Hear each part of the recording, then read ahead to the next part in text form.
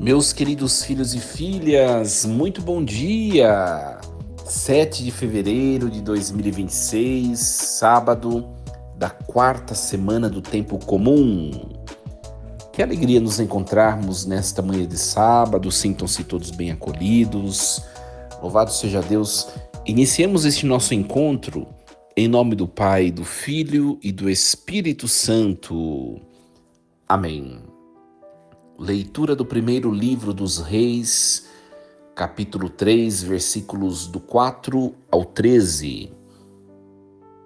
Naqueles dias, o rei Salomão foi a Gabaon para oferecer um sacrifício, porque esse era o lugar alto mais importante. Salomão ofereceu 1000 holocaustos naquele altar. Em Gabaon, o Senhor apareceu a Salomão em sonho durante a noite e lhe disse: Pede o que desejas e eu te darei. Salomão respondeu: Tu mostraste grande benevolência para com o teu servo Davi, meu pai, porque ele andou na tua presença com sinceridade, justiça e retidão de coração para contigo. Tu lhe reservaste esta grande benevolência e lhe deste um filho que hoje ocupa o teu trono. Portanto, Senhor meu Deus, tu fizeste reinar o teu servo em lugar de Davi, meu pai, mas eu não passo de um adolescente que não sabe ainda como governar. Além disso, teu servo está no meio do teu povo eleito, povo tão numeroso que não se pode contar ou calcular. Dá, pois, ao teu servo um coração compreensivo, capaz de governar o teu povo e de discernir entre o bem e o mal. Do contrário, quem poderá governar este teu povo tão numeroso? Esta oração de Salomão agradou o Senhor, e Deus disse a Salomão: Já que pediste esses dons, e não pediste para ti longos anos de vida, nem riquezas, nem a morte de teus inimigos, mas sim sabedoria para praticar a justiça, vou satisfazer o teu pedido. Dou-te um coração sábio e inteligente, como nunca houve outro igual antes de ti, nem haverá depois de ti. Mas dou-te também o que não pediste, tanta riqueza e tanta glória, como jamais haverá entre os reis durante toda a tua vida. Palavra do Senhor. Graças a Deus. Muito bem, meus queridos, nós estamos acompanhando o primeiro livro dos Reis, e o primeiro livro dos Reis narra a história do povo de Deus no período da monarquia, com foco especial na passagem do reinado de Davi para o reinado de Salomão. E depois, esse primeiro livro dos Reis vai falar também da divisão do reino. Nós sabemos que nós tivemos o rei Saul, depois Davi, depois Salomão. Então, Davi e Salomão reinaram já num reino unificado, as 12 tribos de Israel, que constituíram um único reino. Só que depois de Salomão, esse reino vai se dividir, tá? E o primeiro livro dos Reis vai falar da vida inteira de Salomão e depois vai entrar no pós-Salomão, que é a divisão do reino, tá bom? Então, o critério de avaliação dos reis, que é feito aqui, é sobretudo religioso e moral. É interessante, se o rei caminha na fidelidade, ou seja, no culto verdadeiro, na justiça, na escuta da palavra de Deus, ou se o rei se desvia, se submetendo à idolatria, à injustiça, à autossuficiência, por uma decisão ou por outra, as consequências serão diferentes, serão totalmente opostas, né? Diferentes. Então, nesse contexto, gente, Salomão aparece como uma figura ambígua. Por quê?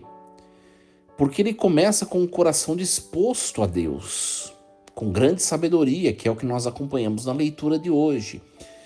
Mas nós vamos, acompanhando o livro dos reis, nós vamos perceber que mais adiante o livro mostrará como a sabedoria, sem perseverança na fidelidade, ela pode se corromper. Então, o próprio testemunho de Salomão vai nos mostrar que a sabedoria pode se corromper. É preciso vigilância, é preciso cuidado. E a perícope que nós ouvimos hoje, 1 Reis 3, do 4 ao 13, apresenta um momento decisivo no início do reinado de Salomão. Deus lhe oferece um cheque em branco, né? Pede-me o que desejas. Essa é a frase de Deus para Salomão. E o rei Salomão responde com humildade, pedindo não riqueza ou vitória, mas um coração capaz de ouvir para poder governar com justiça. É interessante o pedido de Salomão, né? Então o cenário, toda a trama se passa em Gabaon, né? Gabaon era um lugar de culto importante antes da centralização do templo que estava em Jerusalém. Então a narrativa acontece em sonho, né? Um recurso bíblico frequente, gente, para expressar um encontro real com Deus, né? Então o texto quer ensinar que a verdadeira grandeza de um governante, né, e por extensão de qualquer discípulo, né, a verdadeira grandeza nasce da primazia de Deus, do serviço ao povo, do discernimento, né? Então o texto começa dizendo que o rei foi a Gabaon para ir oferecer sacrifícios, né? Porque ali era o lugar principal de culto. Então Gabaon aparece como principal lugar de culto a Deus, né? Indica um tempo em que a vida religiosa ainda estava ligada a santuários dispersos, né? E são oferecidos 1000 holocaustos. Também aqui uma linguagem simbólica, né?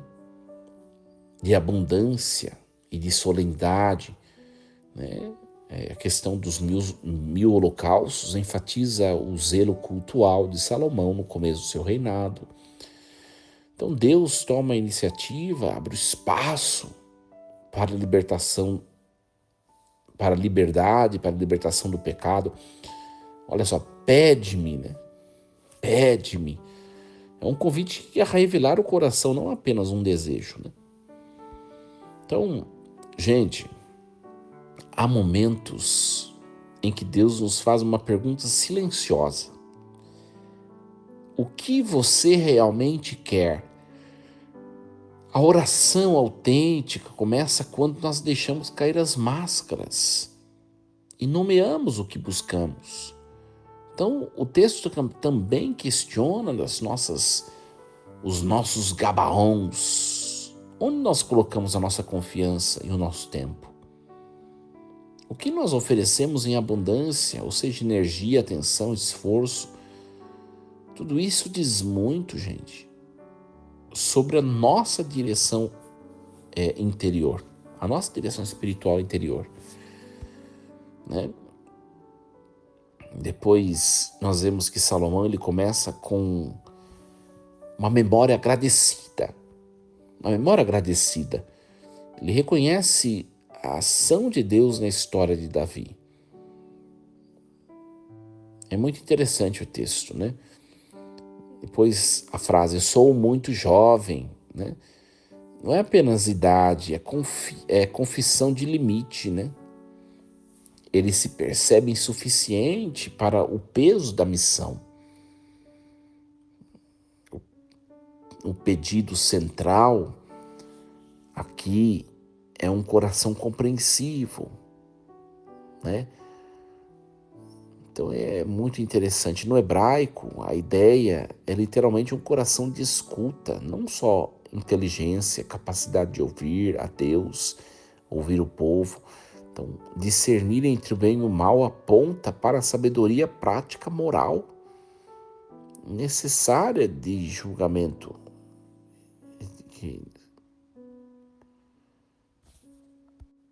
necessário para julgar com justiça. Então, uma das formas mais maduras de fé é dizer a Deus: eu não sei governar isso sozinho, né? Gente, quem não admite os seus limites costuma governar a própria vida com dureza, com ansiedade, com autocontrole. Então, nós precisamos pedir a Deus um coração que escuta, né? Pedir a conversão do nosso modo de decidir, né? Escutar antes de reagir, compreender antes de julgar, rezar antes de concluir, né? Para quem tem responsabilidades, família, comunidade, trabalho, ministério, a perícope de hoje, ela ensina que liderança cristã, gente, não começa na eficiência, mas na escuta e no discernimento, né? É muito difícil nós dizermos a Deus: Senhor, o Senhor me deu isso como incumbência, como missão. Eu não sou digno, eu não sou apto. Me ajude. Né? Isso é humildade, gente. Humildade. Né? Então, Deus, Ele nos educa apenas por dar ou não dar. Né? Então, Ele não nos educa apenas para isso, dar ou não dar, mas por purificar o que nós pedimos. Muitas crises espirituais que nós temos nascem de pedidos desalinhados. Nós queremos de Deus o que alimenta o nosso ego, não o que cura o nosso coração. Né? Essa perícope de hoje sugere um exame simples. As minhas decisões me tornam mais justo, né? Mais capaz de amar, mais atento aos pequeninos. Né? Se não, talvez não seja sabedoria, mas apenas esperteza. Né? E quando Deus acrescenta riquezas e glórias, como acrescentou em Salomão, né? Ou para nós capacidades, oportunidades, reconhecimento, isso não é certificado de santidade, é responsabilidade e prova. Então, minha gente, a oração mais segura, nós aprendemos da perícope de hoje, a oração mais segura é a que nasce da humildade. Né? Salomão demonstra humildade. Eu sou jovem, não sei governar. Então Deus trabalha bem com corações que não se colocam como medida de tudo. Né? Nós precisamos reconhecer a nossa pequenez, né, gente? Então, a sabedoria bíblica é coração que escuta. Escuta de Deus por meio da oração, da palavra, escuta do outro por meio da empatia, escuta da realidade por meio da percepção da verdade. Então, discernimento é para praticar a justiça e não para ter razão. Né? A sabedoria que não gera a justiça vira instrumento de domínio. Quando nós buscamos o primeiro, né, primeiro o essencial, Deus ele reorganiza o resto.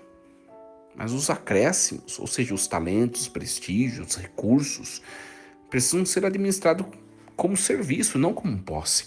Então, gente, no fundo, o texto de hoje, né, a gente vai delongando muito tempo, para a nossa vida, o ensinamento que nos traz, né? Olha, depois, se você puder, leia novamente o texto, o falar de Salomão é fantástico, né? É fantástico. Ele tinha de tudo para se colocar diante dos outros, até mesmo diante de Deus, com soberba, né, gente? Ele era o descendente legítimo de Davi. Ele era o cara da vez, né? A bola da vez, como diz o ditado por aí. Mas ele não se utiliza disso daí, dessa maneira. né? Ele não se acha, ele se coloca com humildade.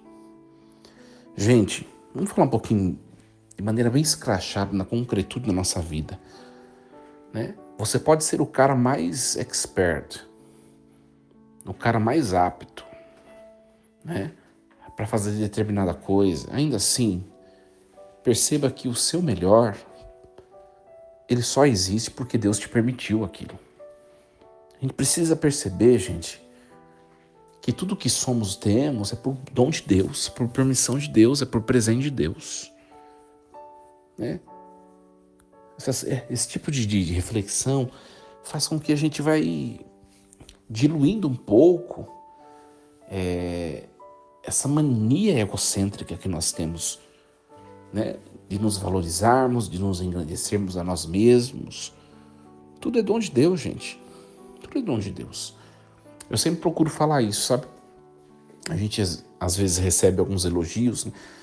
Nossa, padre, sua homilia é maravilhosa. Nossa, padre, você não sei o quê. Você não sei o que lá. O jeito que você faz tal coisa é maravilhoso, não sei o quê. E a resposta é sempre essa, gente. É Deus. É Deus quem faz. É Deus quem faz, né? Se eu sou tudo que eu sou, se eu posso oferecer tudo que eu posso oferecer, né? É porque Deus, ele foi me constituindo como ministro, como pessoa. Eu não tenho dúvida disso. Não tenho dúvida. Então que essa palavra de hoje nos ajude, olhando o testemunho humilde de Salomão, né? Que nós também nos tornemos um passo a mais, né? Um pouco mais humildes diante daqueles que são nossos ofícios, as nossas incumbências. Deus está acima de tudo, minha gente, acima de tudo, né? E Ele caminha junto de nós, né? É uma graça estupenda isso. Força e coragem, em nome do Pai, e do Filho e do Espírito Santo. Amém. Muito obrigado pela sua companhia, pela sua presença nesta manhã desse sábado. Desejo a vocês, todos, minha gente, um excelente fim de semana com muita luz, bênção de Deus na vida de vocês. Não esqueçam de compartilhar esse material e de curtir na rede social que você está me acompanhando. E lembremos-nos sempre, Deus está no comando de tudo.